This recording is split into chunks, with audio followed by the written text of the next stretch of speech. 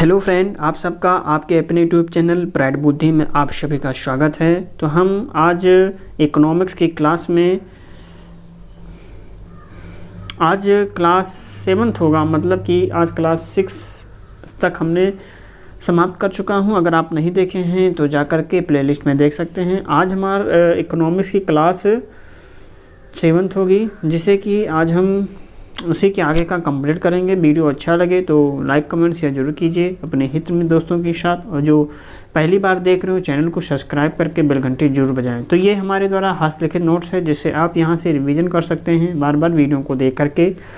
और कोई त्रुटियाँ हो तो आप कमेंट बॉक्स में भी बता सकते हैं। अगर आपको इसका PDF चाहिए तो टेलीग्राम से आप जुड़ सकते हैं। इसका PDF आपको 1 by 1 करके क्लास वाइज आपको प्रोवाइड किया जा रहा है, तो आप टेलीग्राम से जा करके जुड़ सकते हैं। 24 घंटे के अंदर निकटतम मजिस्ट्रेट, है ना, 24 घंटे के अंदर निकटतम मजिस्ट्रेट अर्थात दंडाधिकारी के समक्ष पेश किया जाना। तो दंडाधिकार के द्वारा बिना अतिरिक्त निरोध किए 24 घंटे में रिहा करने का भी अधिकार लागू नहीं है। न्यायालय के अंदर आदेश के तहत गिरफ्तारी, आयकर न देने पर गिरफ्तारी, विदेशी के पकड़े जाने पर, निवारक हिरासत मामला, है ना, निवारक हिरासत मामले नागरिक एवं विदेशी दोनों के लिए क्या समानताएं हैं, इसके मामले में हम जानते हैं। सामान्यतः हिरासत 3 माह से अधिक नहीं बढ़ाई जा सकती है, और संसद के द्वारा बनाए गए निवारक निरोध कानून जो MSI 1771 से 1978 तक और COFEPOS से 1974 में, NSA जो हुआ था 1980 में लागू, TADA 1985 से 95 और POTA 2002 से 2004 तक। आर्टिकल 2022 है गिरफ्तारी के संबंध में, ये हमको बताता है। गिरफ्तारी के संबंध में इसका रीजन अपनों से तथा अपने वकीलों से मिलना और 24 घंटे में निकटतम मजिस्ट्रेट के समक्ष पेश करना, ये गिरफ्तारी के संबंध में आर्टिकल 22 जो है ये गिरफ्तारी के संबंध की प्रमुख विशेषताएं हैं। आर्टिकल 23 जो है ये मानव दुर्व्यवहार एवं बाल श्रम का निषेध करता है। आर्टिकल 23 जो है ये मानव दुर्व्यवहार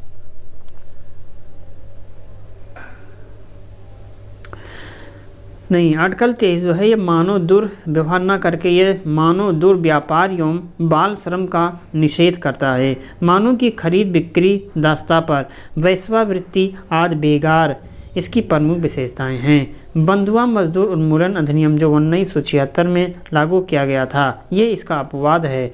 राज्य सार्वजनिक उद्देश्यों के लिए अनिवार्य सेवा आरोपित कर सकता है, जैसे कि सैन्य सेवा, सामाजिक सेवा। इसके लिए राज्य धन के लिए बाध्य नहीं है। आर्टिकल 24 है कारखानों आदि में बालकों के नियोजन का निषेध, बाल श्रम निषेध है।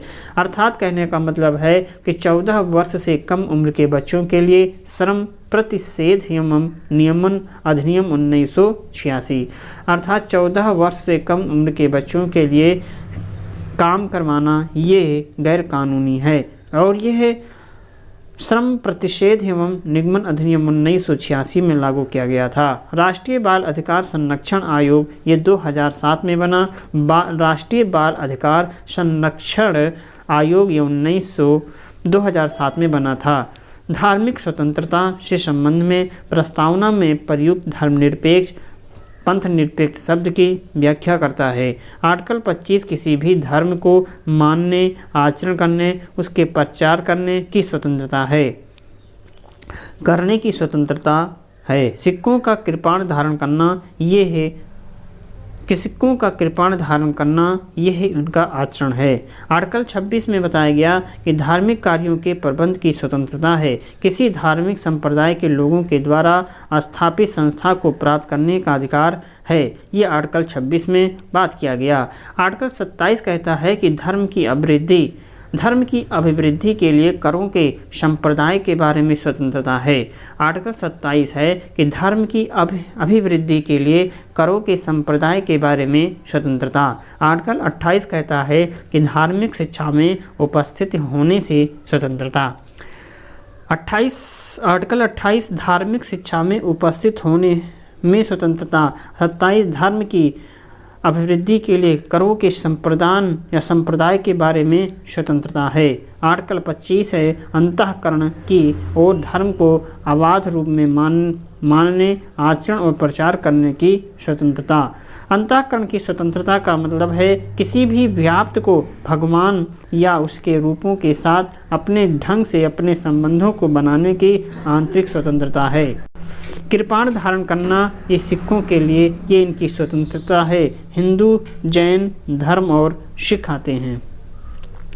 आर्टिकल 26 धार्मिक कार्यों के प्रबंध की स्वतंत्रता। आइए जानते हैं इसके डिटेल में इसके अंतर्गत क्या बात की जाती है। आर्टिकल 26 क्या है कि धार्मिक कार्यों के प्रबंध की स्वतंत्रता। किसी धार्मिक संप्रदाय या उसके किसी अनुभाग को प्राप्त अधिकार है। किसी धार्मिक संप्रदाय या उसके किसी अनुभाग को प्राप्त अधिकार, जैसे धार्मिक एवं मूर्त प्रयोजनों के लिए संस्थाओं की स्थापना एवं पोषण करना, अपने धर्म विषयक कार्यों का प्रबंध करना, जंगम और स्थावर संपत्ति के अर्जन और स्वामित्व का अधिकार, ऐसी संपत्ति का विधि के अनुसार प्रशासन करने का अधिकार है। ये आर्टिकल 26 के अंतर्गत आता है।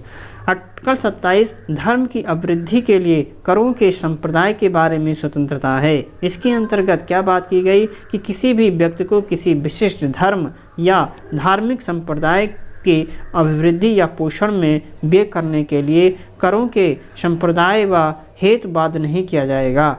राज्य कर के रूप में एकत्रित धन को किसी विशिष्ट धार्मिक उत्थान एवं रखरखाव के लिए बाध्य नहीं करेगा।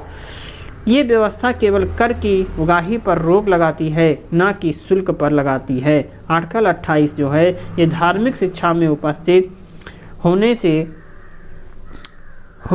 स्वतंत्रता। धार्मिक शिक्षा में उपस्थित होने से स्वतंत्रता।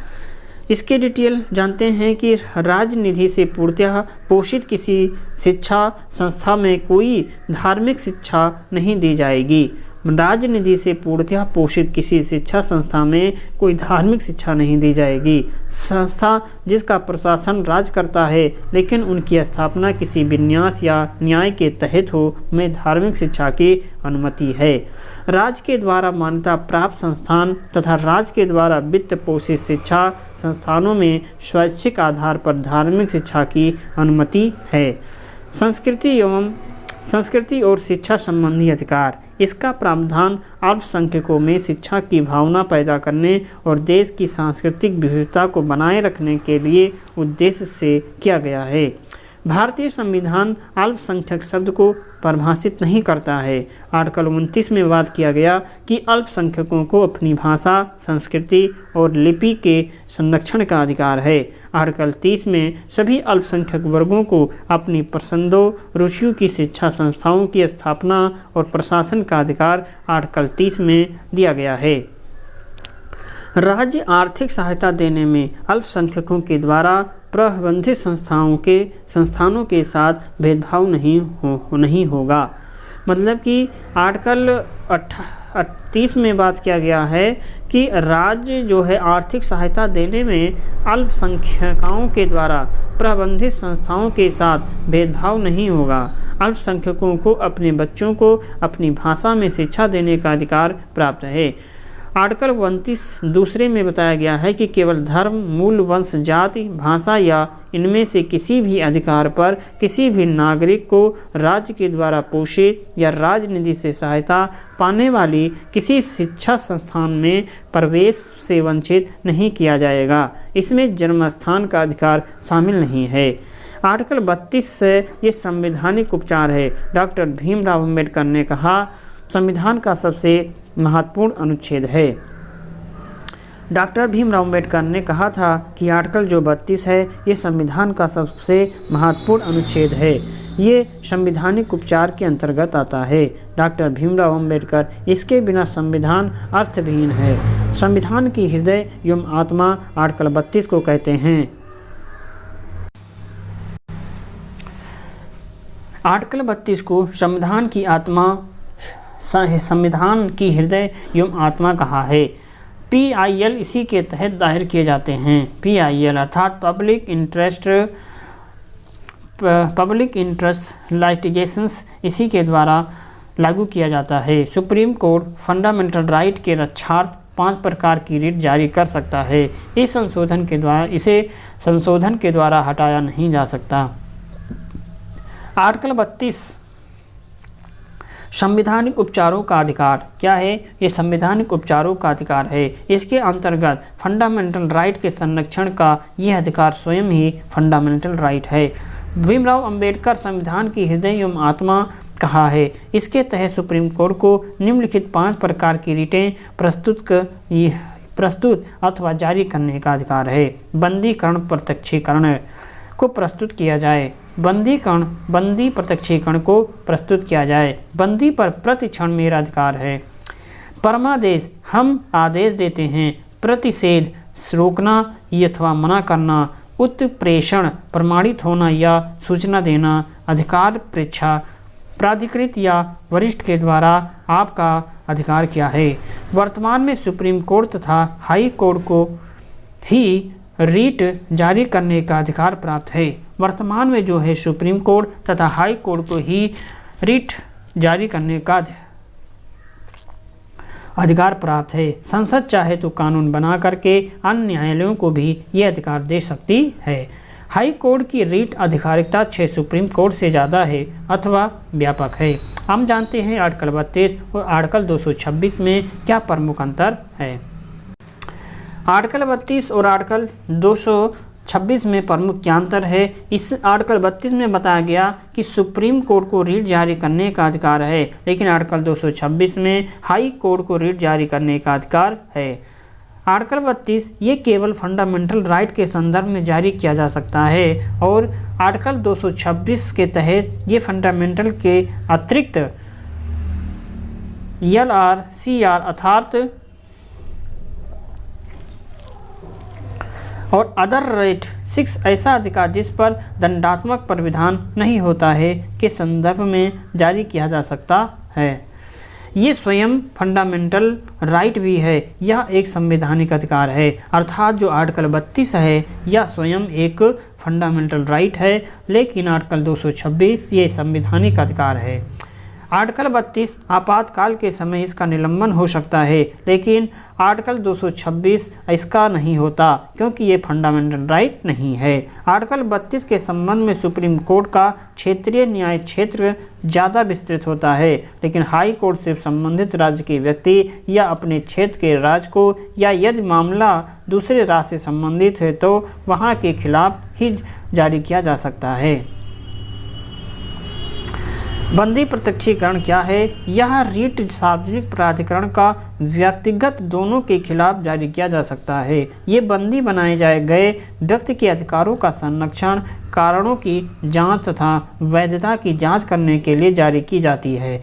निम्न मामलों में ये जारी नहीं किया जा सकता। किसमें जारी नहीं कर सकते? जैसे कि हिरासत कानून सम्मत है, कार्यवाही किसी विधानमंडल या न्यायालय की अवमानना के तहत हुई हो या हिरासत न्याय क्षेत्र के बाहर हुई हो, तो यहाँ पर यह इतना लागू नहीं किया जाता। यहाँ से परमादेश का मतलब है कि यह रीट सार्वजनिक अधिकारियों, सार्वजनिक इकाई, निगम, अधीनस्थ न्यायालयों, प्राधिकरणों या सरकार के खिलाफ समान उद्देश्य से जारी की जा सकती है। इसके माध्यम से न्यायालय दायित्वों का पूरा करने का निर्देश देता है। ये जारी नहीं की जा सकती निजी व्यक्तियों या इकाइयों के विरुद्ध ऐसे विभाग जो गैर संवैधानिक हैं, जब कर्तव्य विवेकानुसार हो, जरूरी नहीं।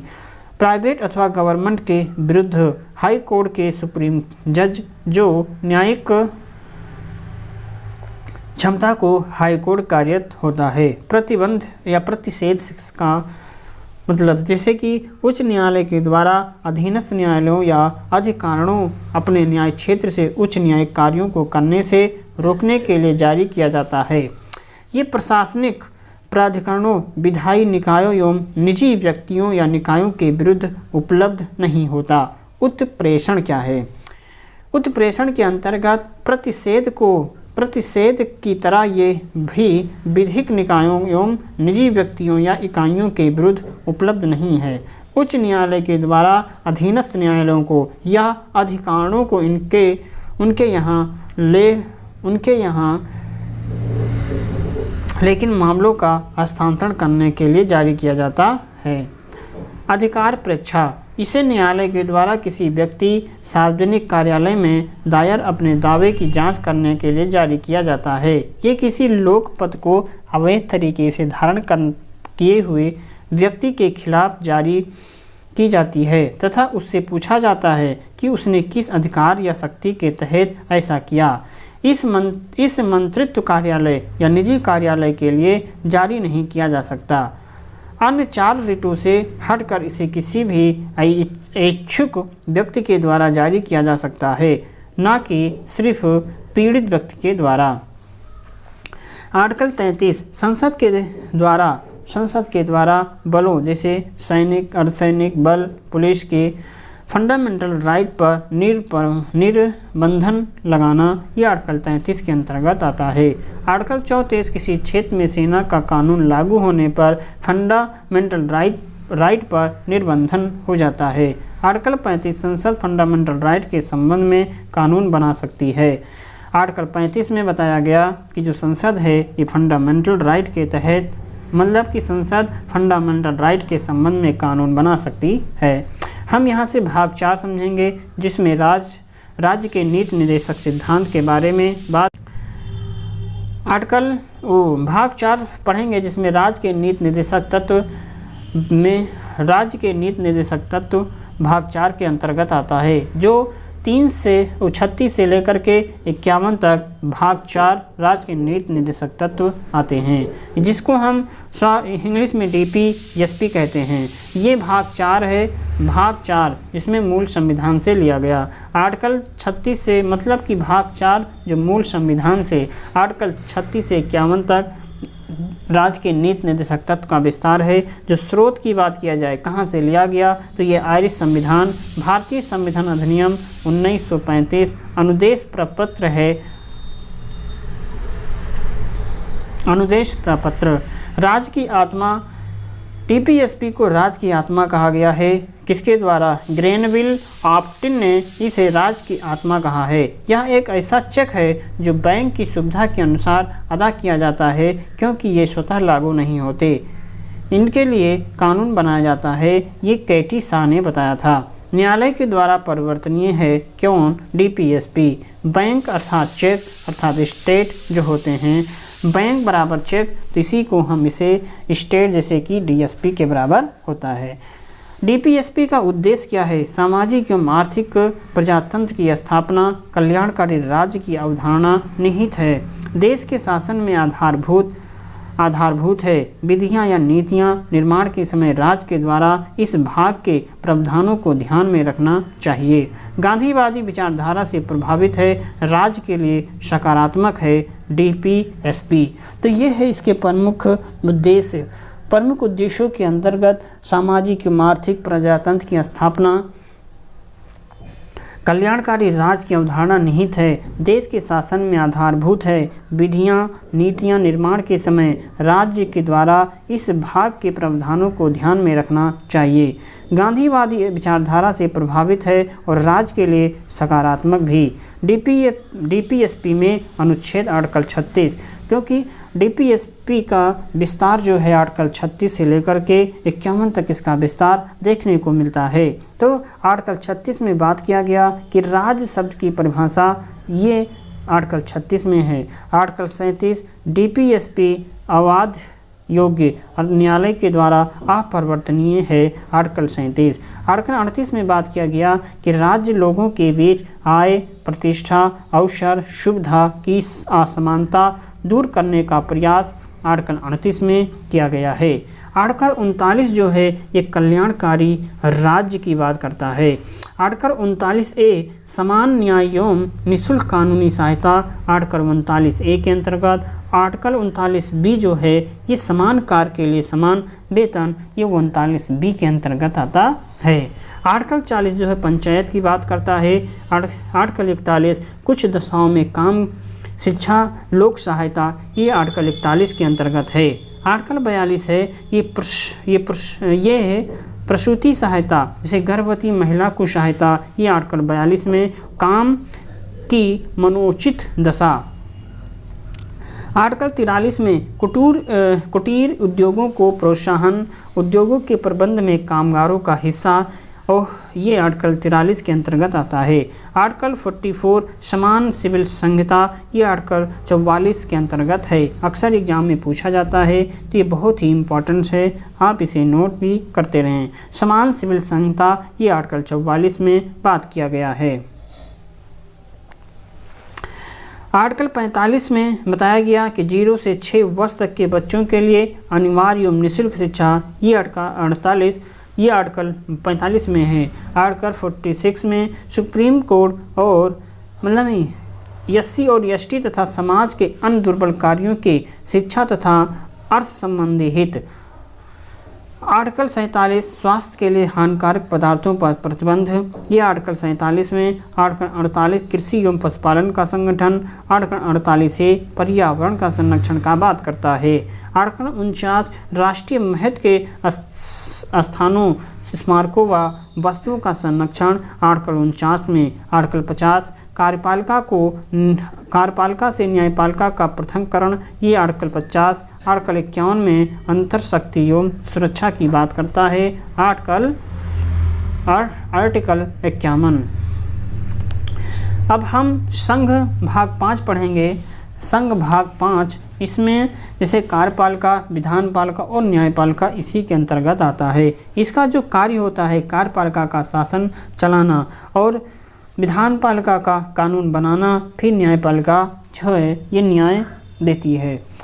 शासन चलाना था जो कार्यपालिका है ये 52 से लेकर के 78 तक है, और विधानपालिका ये 79 से लेकर के 123 तक, और न्यायपालिका 124 से लेकर 147 तक न्यायपालिका है। शासन के अंतर्गत अगर कार्यपालिका के अंतर्गत राष्ट्रपति, उपराष्ट्रपति, प्रधानमंत्री, मंत्री और महान्यायवादी आते हैं, वही कानून लोकसभा, संसद, लोकसभा, राज्यसभा और राष्ट्रपति आता है। न्यायपालिका के अंतर्गत सर्वोच्च न्यायालय, उच्च न्यायालय ये इसके अंतर्गत आते हैं। तो राज्य जो होते हैं ये भाग 6 राज्यों का संविधान कहता है, भाग 6 में बात किया गया है। तो जो स्टेट होते हैं इसके अंतर्गत भी वही कार्य किए जाते हैं। जैसे केंद्र सरकार में किया जाता है काम, वही राज्य सरकार के अंतर्गत कार्यपालिका, विधानपालिका और न्यायपालिका आती है। इसका भी कार्य है शासन करना, कानून बनाना, फिर न्याय देना। ये इसमें अगर बात किया जाए कार्यपालिका में, तो इसका जो आर्टिकल है 143 से लेकर के 153 से लेकर के 167 तक, और विधानपालिका आर्टिकल 168 से लेके 213 तक है, और न्यायपालिका आर्टिकल 214 से 237 तक इसका विस्तार है। तो कार्यपालिका के अंतर्गत सरकार अर्थात राज्यपाल आएगा, मुख्यमंत्री, मंत्री और महाधिवक्ता आएंगे। विधानपालिका के अंतर्गत राज्य विधानमंडल, विधान परिषद अर्थात विधानसभा, और विधान परिषद, सरकार, राज्यपाल आएंगे। और न्यायपालिका के अंतर्गत हाई कोर्ट, डिस्ट्रिक्ट कोर्ट और एलसी का मतलब क्या होता है, डिस्ट्रिक्ट कोर्ट, हाई कोर्ट और एलसी।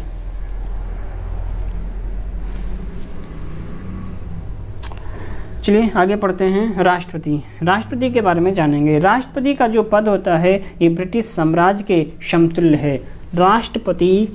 राष्ट्रपति का पद ब्रिटिश सम्राट के समतुल्य है। भारत अथवा कार्यपालिका का संवैधानिक प्रमुख नाम मात्र है।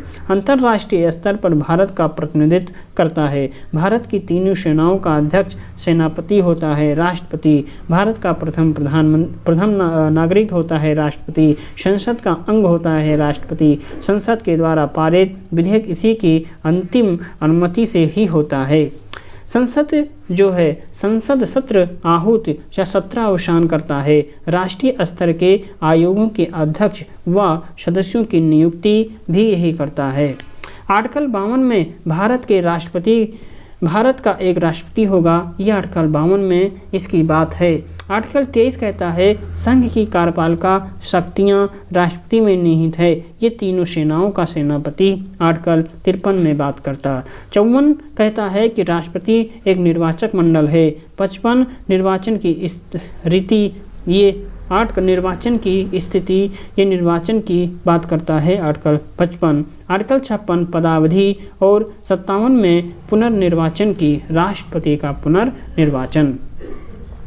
राष्ट्रपति को शॉर्टकट में राजू की राधा जा करके गिरी फनी ज्ञानी रमाशंकर की कलम पर। इसमें बताया गया है, ये शॉर्ट ट्रिक है जिसमें आज तक के राष्ट्रपति बने हैं ये उन्हीं का कलम है। जैसे राजू की राधा जाकर गिरी फनी ज्ञानी रमाशंकर की कलम पर। राजू से आया रा से राजेंद्र प्रसाद, रा से राधा कृष्णन दूसरे, और जाकिर हुसैन जाकर के, गिरी में वीपी गिरी, और फनी से फारूक अली अहमद, ज्ञान से ज्ञानी जैल सिंह, और रमाशंकर रा से रामकृष्ण वेंकट रमन, और शंकर से शंकर दयाल शर्मा, की से के आर नारायण, कलम से अब्दुल कलाम आज़ाद, पर से प्रतिभा पाटिल, रा से प्रणब मुखर्जी, यहाँ पे नी से एक आया था नीलम राजीव रेड्डी। आगे है 14 नंबर, रा से आया था रामनाथ कोविंद, और द्रौपदी मुर्मू आए 15 नंबर पर। राजेंद्र प्रसाद ये भारत के प्रथम राष्ट्रपति थे, सबसे लंबा कार्यकाल था। ये एक ऐसे व्यक्ति थे जो 2 बार राष्ट्रपति बने थे, और ये बिहार से थे। इन्हें बिहार का गांधी भी कहा जाता है। ये भारत के देश रत्न भी कहे जाते हैं। राष्ट्रपति के द्वारा ली जाने वाली नियुक्तियाँ, तीनों सेनाओं का ये प्रमुख होता है। आर्टिकल 75 में पीएम तथा मंत्री की नियुक्ति आर्टिकल 75 में बताया गया है। आर्टिकल 76 जो है महान्यायवादी की नियुक्ति आर्टिकल 76 में इन्हीं के द्वारा की जाती है। आर्टिकल 124 जो है सुप्रीम कोर्ट के जज की नियुक्ति आर्टिकल 124 के तहत राष्ट्रपति के द्वारा ही किया जाता है। आर्टिकल 217 हाई कोर्ट के जज की नियुक्ति राष्ट्रपति के द्वारा किया जाता है, जिसमें ये 217 में बात किया गया। आर्टिकल 148 जो है CAG नियंत्रक एवं महालेखा परीक्षक की नियुक्ति भी राष्ट्रपति के द्वारा ही किया जाता है। आर्टिकल 155 राज्यपाल की जो नियुक्ति है राष्ट्रपति के द्वारा किया जाता। आर्टिकल UPSC अध्यक्ष एवं सदस्यों की नियुक्ति भी राष्ट्रपति के द्वारा ही किया जाता है। आर्टिकल 224 जो है EC इलेक्शन कमीशन अध्यक्ष और सदस्य आर्टिकल 224 में क्या है, आर्टिकल 224 में है EC इलेक्शन कमीशन, 238 में है NCSC राष्ट्रीय अनुसूचित जाति की नियुक्ति। आर्टिकल 338 से NCST राष्ट्रीय अनुसूचित जनजाति की नियुक्ति भी राष्ट्रपति के द्वारा ही होती। 338B NCBC राष्ट्रीय पिछड़ा वर्ग आयोग की नियुक्ति। आर्टिकल 344 राजभाषा आयोग का गठन भी राष्ट्रपति के द्वारा ही किया जाता है। संघीय कार्यपालिका जो है ये भारतीय संघीय कार्यपालिका ये भारतीय संघ की कार्यपालिका शक्ति राष्ट्रपति में निहित होती है। ये अनुच्छेद 53 में बताया गया। भारत में संसदीय व्यवस्था को अपनाया गया है क्योंकि मंत्रिपरिषद लोकसभा के प्रति उत्तरदायी है, अतः राष्ट्रपति नाम मात्र की कार्यपालिका है तथा प्रधानमंत्री व उसका मंत्रिमंडल वास्तविक कार्यपालिका होता है। राष्ट्रपति अनुच्छेद 52 राष्ट्रपति देश का संवैधानिक प्रधान होता है। ये आर्टिकल 52 में बात किया गया। राष्ट्रपति भारत का प्रथम नागरिक कहलाता है। राष्ट्रपति पद की योग्यता संविधान के अनुच्छेद 58 के अनुसार कोई व्यक्ति राष्ट्रपति होने योग्य तब होगा जब वो 35 वर्ष की आयु पूरी कर चुका हो, लोकसभा का सदस्य निर्वाचित किए जाने योग्य हो, चुनाव के समय लाभ का पद धारण नहीं करता हो और पागल या दिवालिया ना हो और 50 प्रस्तावित और 50 अनुमोदित करे। जमानत राशि भी जमा करनी पड़ती है। राष्ट्रपति के निर्वाचन के लिए निर्वाचक मंडल अनुच्छेद 54 राष्ट्रपति के निर्वाचन के लिए निर्वाचक मंडल अनुच्छेद 54 में बात किया गया है कि इसमें राज्यसभा, लोकसभा और राज्यों की विधानसभाओं के निर्वाचित सदस्य रहते हैं। अर्थात इनके निर्वाचन के लिए भारत की राष्ट्रपति जो है, इनका जो चुनाव होता है अप्रत्यक्ष रूप से होता है। तो इसमें भाग कौन लेते हैं? इसमें राज्यसभा, लोकसभा और राज्यों की विधानसभाओं के निर्वाचित सदस्य वोट डालते हैं। नवीनतम व्यवस्था के अनुसार पांडुचेरी विधानसभा तथा दिल्ली की विधानसभा के निर्वाचित सदस्य को भी शामिल होने का अधिकार है। कब हुआ? इस 17वें संविधान संशोधन 1992 के द्वारा। राष्ट्रपति पद के उम्मीदवार के लिए निर्वाचक मंडल के 50 सदस्य प्रस्तावक तथा 50 सदस्य अनुमोदक होते हैं। एक ही व्यक्ति जितनी बार चाहे राष्ट्रपति के पद पर निर्वाचित हो सकता है। राष्ट्रपति का निर्वाचन समानुपातिक प्रतिनिधित्व प्रणाली और एकल संक्रमण मत पद्धति के आधार पर होता है। आर्टिकल 55 में इसकी बात बताया गया। राष्ट्रपति के निर्वाचन से संबंधित विवादों का निपटारा उच्चतम न्यायालय के द्वारा किया जाता है। अर्थात राष्ट्रपति से संबंधित कोई भी विवाद होगा, ये उच्चतम न्यायालय के द्वारा सुलझाया जाएगा। निर्वाचन अवैध घोषित होने पर उसके द्वारा किए गए कार्य अवैध नहीं होते हैं। राष्ट्रपति अपने पद ग्रहण की तिथि से 5 वर्ष की अवधि तक पद धारण करेगा। अपने पद की समाप्ति के बाद भी वो पद पर तब तक बना रहेगा जब तक कि उसका उत्तराधिकारी पद ग्रहण नहीं कर लेता। ये आर्टिकल 56 में बताया गया। पद धारण करने से पूर्व राष्ट्रपति को एक निर्धारित प्रपत्र पर भारत के मुख्य न्यायाधीश अथवा उनकी अनुपस्थिति में उच्चतम न्यायालय के वरिष्ठतम न्यायाधीश के सम्मुख शपथ लेनी पड़ती है। राष्ट्रपति 5 वर्ष से पहले भी पद त्याग सकता है। उपराष्ट्रपति को संबोधित अपने त्यागपत्र के द्वारा ये त्यागपद उपराष्ट्रपति को संबोधित किया जाएगा, जो इसकी सूचना लोकसभा के अध्यक्ष को देगा। आर्टिकल 56(2) में है। महाभियोग के द्वारा हटाए जाने पर आर्टिकल 61 महाभियोग के लिए केवल एक ही अधिकार ही है, जो आर्टिकल 61(1) में उल्लेखित है, वो है संविधान का अतिक्रमण। राष्ट्रपति पर महाभियोग अनुच्छेद 161 में बताया गया है। राष्ट्रपति के द्वारा संविधान के प्रावधानों के उल्लंघन पर संसद के किसी भी सदन के द्वारा उस पर महाभियोग लगाया जा सकता है। इसीलिए आवश्यक है कि राष्ट्रपति को 14 वर्ष पहले लिखित सूचना दी जाए, जिस पर उस सदन के 1/4 सदस्य के हस्ताक्षर हो। संसद के उस सदन जिसमें महाभियोग का प्रस्ताव पेश है के 2/3 सदस्यों के द्वारा पारित कर देने पर प्रस्ताव दूसरे संसद में जाएगा। तब सदन राष्ट्रपति पर लगाए गए आरोपों की जांच कराएगा और इसी जांच में राष्ट्रपति के ऊपर लगाए गए आरोपों को सिद्ध करने वाला प्रस्ताव 2/3 बहुमत से पारित हो जाता है। तब राष्ट्रपति पर महाभियोग की प्रक्रिया पूरी समझी जाएगी और उसी तिथि से राष्ट्रपति को पद त्याग करना होगा। राष्ट्रपति के रिक्त पद को 6 महीने के अंदर भरना होगा। जब राष्ट्रपति पद की रिक्त पदावधि का 5 वर्ष की समाप्ति से हुई है, तो निर्वाचन पदावधि की समाप्ति के पहले ही कर लिया जाएगा। ये अनुच्छेद 62(1) में है।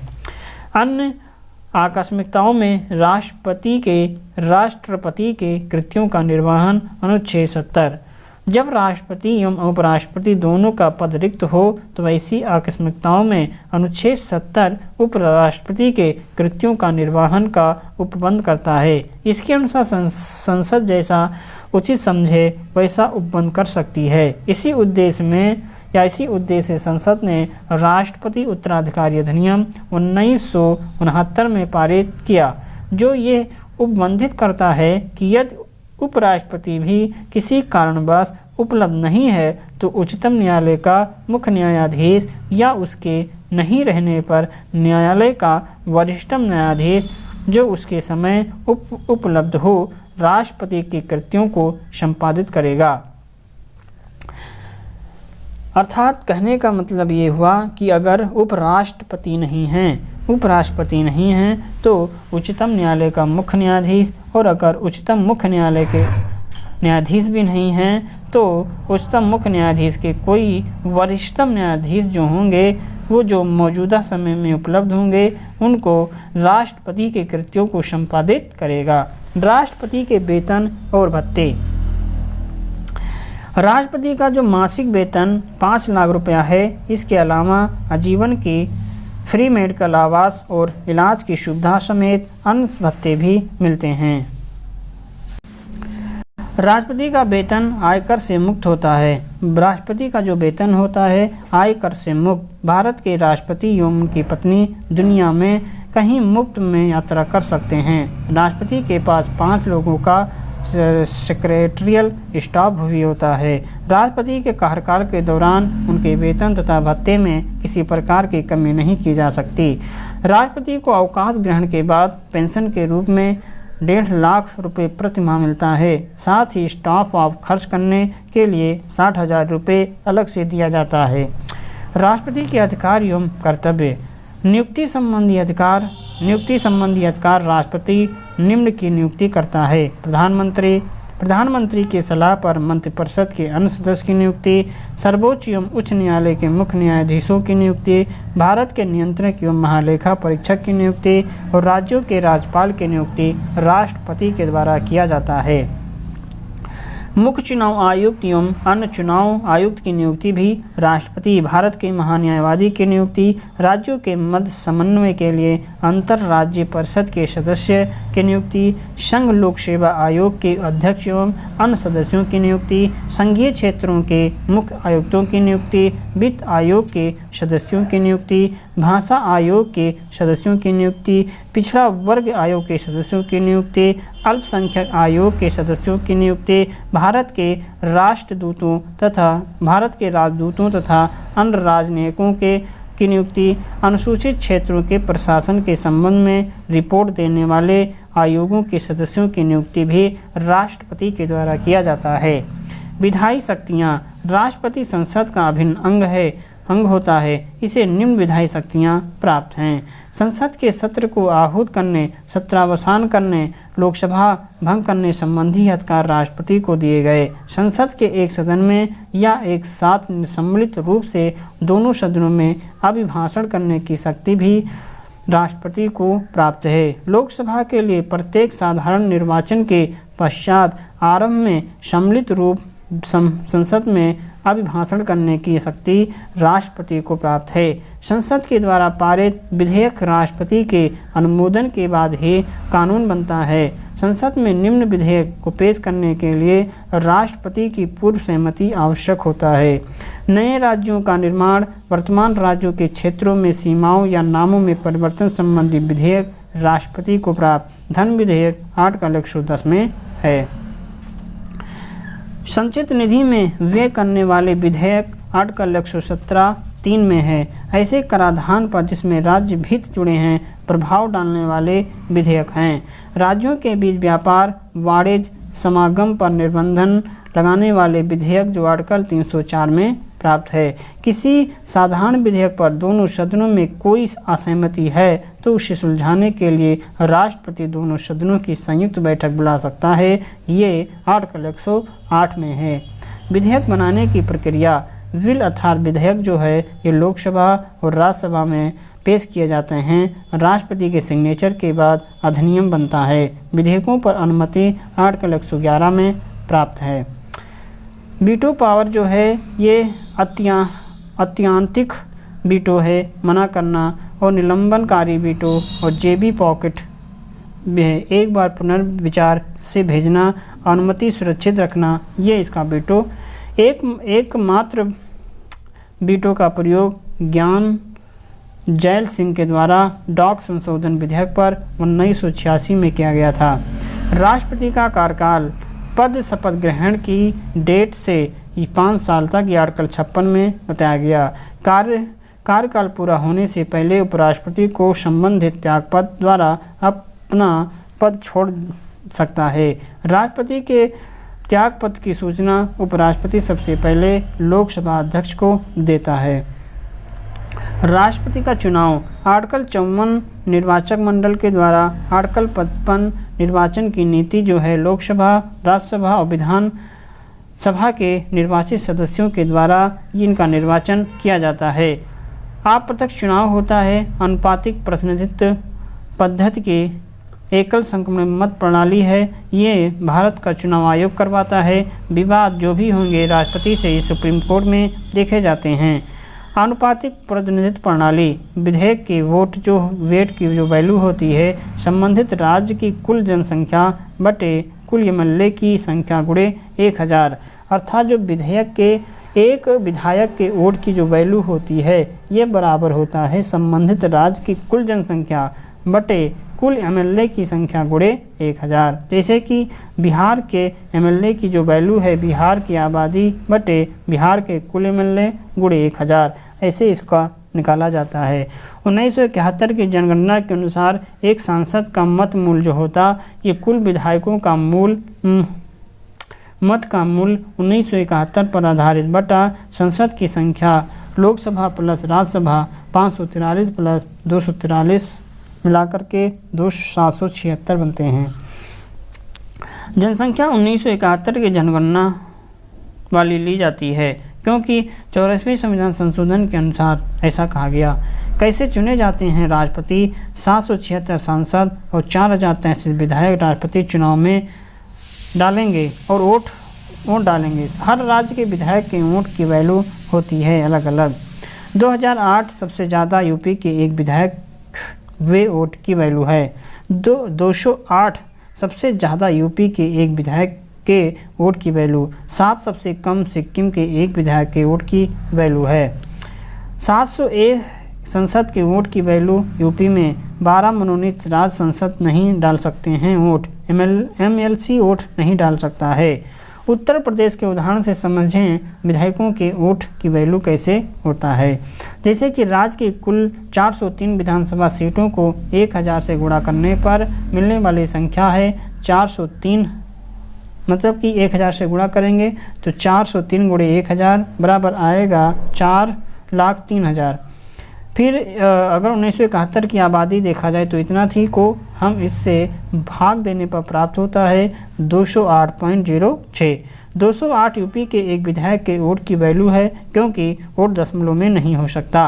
नोट: राष्ट्रपति चुनाव के लिए वोट की वैल्यू के लिए 1971 की जनगणना के आधार पर माना गया है। ये आधार 2031 के बाद फिर बदला जाएगा। अन्य राज्यों के वोट की जो वैल्यू है पंजाब में 116, राजस्थान में 128, महाराष्ट्र में 175, कर्नाटक में 131, केरल में 152, तमिलनाडु में 176 और आंध्र प्रदेश में 159, उड़ीसा में 148, वेस्ट बंगाल में 151, उत्तराखंड में 64। एकल संक्रमणीय मत प्रणाली के द्वारा, जिसे यहाँ पर इसकी जो बात किया गया है,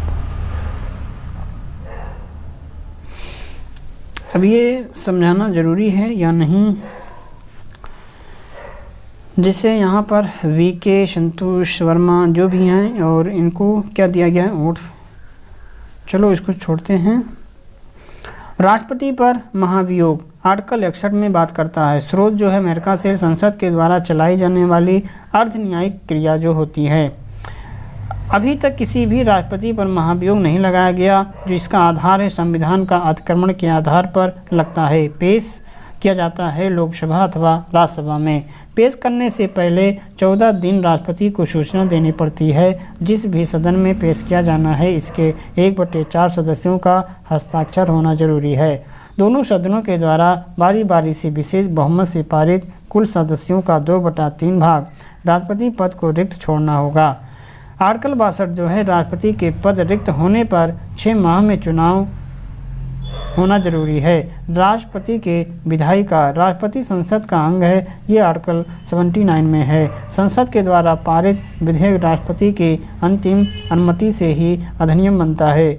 आर्टिकल 85 संसद का सत्र संसद सत्र का सत्रावसान करना और लोकसभा को पीएम की सलाह पर भंग कर सकता है। राष्ट्रपति के विधायी का संयुक्त अधिवेशन बुलाना आर्टिकल 108 में, बजट पेश करने का कर्तव्य है 112 में, और अध्यादेश जारी करना आर्टिकल 123 में है। राष्ट्रपति उपराष्ट्रपति पद आर्टिकल, राष्ट्रपति जो जिसका आर्टिकल है 52 में, उपराष्ट्रपति आर्टिकल 63। कार्य और शक्तियाँ जो हैं ये 53 संघ की कार्यपालिका शक्तियाँ, 64 में राज्यसभा का पदेन सभापति होगा। निर्वाचक मंडल लोकसभा, राज्यसभा, विधानसभा के निर्वाचित सदस्य आर्टिकल 54 में है। लोकसभा तथा राज्यसभा के सभी सदस्य आर्टिकल 66 में। तो ये इसके अंतर हैं, आप यहाँ से इसके अंतर को देख सकते हैं। राष्ट्रपति एवं उपराष्ट्रपति में समानता, निर्वाचन प्रक्रिया सेम है, अर्थात निर्वाचन इलेक्शन कमीशन कराता है। निर्वाचन संबंधी विवादों का निपटारा सुप्रीम कोर्ट के द्वारा किया जाता।